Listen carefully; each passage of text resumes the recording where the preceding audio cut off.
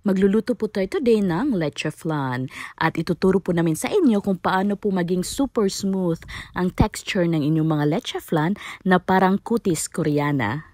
Meron po tayo ditong pure egg yolks na bigay po ng ating kapitbahay. Nagluluto po sila ng puto pao, kaya yung egg whites lang po ang kailangan nila at pinamimigay lang po nila itong mga egg yolks. So, swerte po tayo at nakalibre po tayo. Equivalent lang po sa 20 egg yolks ang gagamitin natin since super dami po ang binigay ng ating kapitbahay.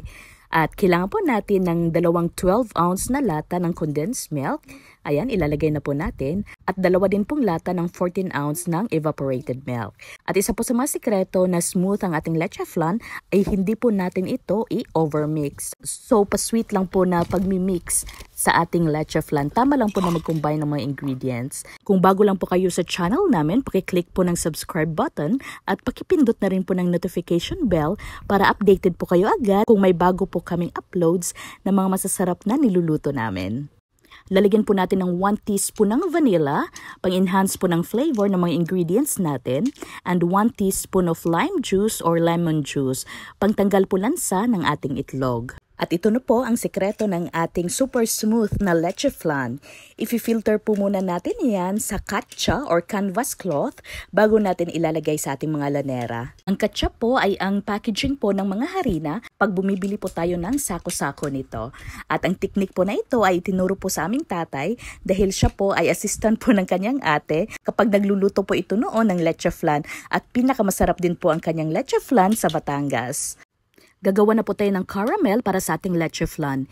8 inches pan po ito, kaya 3 tablespoon of sugar po ang nilagay namin. Sa oval po na lanera or sa mga traditional po natin na mga leche flan lanera, 1 tablespoon po ng sugar ang ilalagay natin. So ayan po, ang ganda na po ng kulay, amber color na po. Isasalin na po natin ang ating leche flan mix at tatakpan po natin ito ng aluminum foil. Isasalang po natin ito sa ating steamer at dapat po low fire or mahinang apoy lang po habang niluluto ito or i-steam ito. At i-steam po natin ito for 1 hour. After 1 hour, ginabi na po tayo.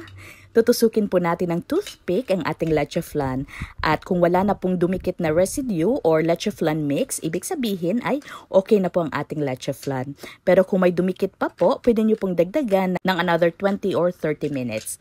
So ito po, isasalang na po natin sa ating plato. Babaliktarin na po natin ang ating leche flan. At ayan po, perfect na perfect po ang kulay ng ating caramel. Ayan, ang ganda, di ba? At titingnan po natin ang itsura sa loob nito.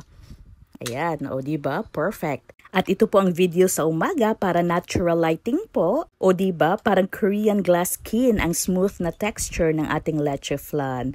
At ang sarap, napaka-creamy at hindi po masyadong matamis. O siya, kain na po tayo, mga onata.